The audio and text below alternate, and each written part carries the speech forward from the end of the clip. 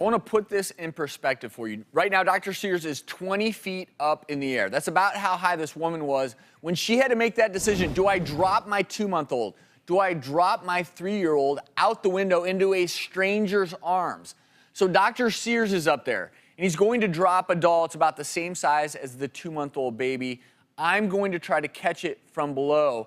And this is nerve-wracking, Dr. Sears. This would be completely nerve-wracking for a mom, you know, or even the stranger knowing he has to catch this baby.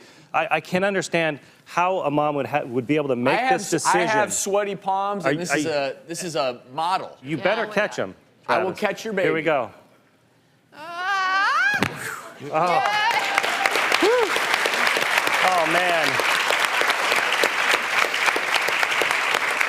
And you see? Smiling. Yeah. And you know what? One of the things I just noticed there is when you're dropping a 2-month-old child, a 2-month-old does not have the neck musculature. So even if you're ever in this situation, you've got to also be very careful to catch the baby, support the head, because if you don't, that child's neck, as you know, Jim, could hyperextend, cause neck injuries. So think about this. If you are ever in this situation, we're going to talk to you about what you need to do to prevent yourself or your children from getting into this spot in the first place.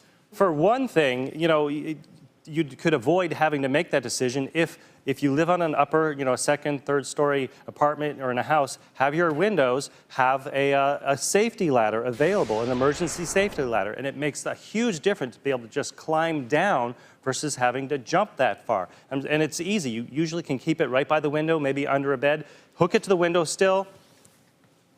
Disengage the thing. Wow. Boom. Ladder. Yeah.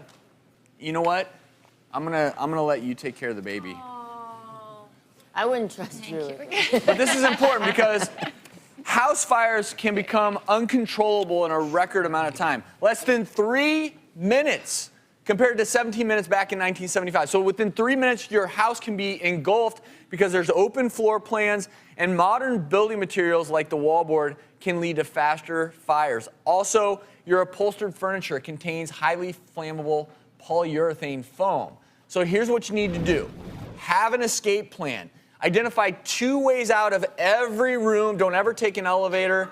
If you can, stay on a lower floor or stay low to the floor because the smoke will rise. And smoke inhalation is one of the leading causes of death and morbidity from a fire.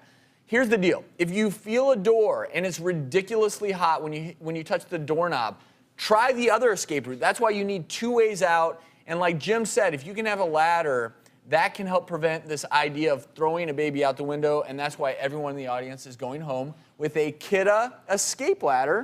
Wow. So you can keep it under your bed.